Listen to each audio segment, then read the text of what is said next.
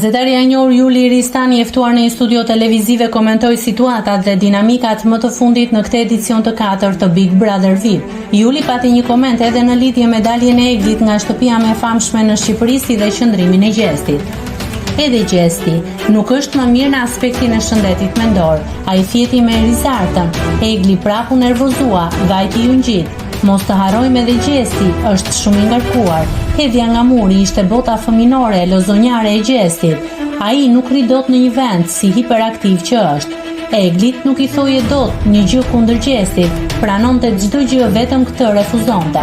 Si një sëmur që ka atë fazën që nuk e pranon e refuzon, hapje e syve filloi të lëvizte atë mjegullën me rrengun e dollapit. Ndoshta pretendonte që Gjesti i kishte rrëfyer diçka.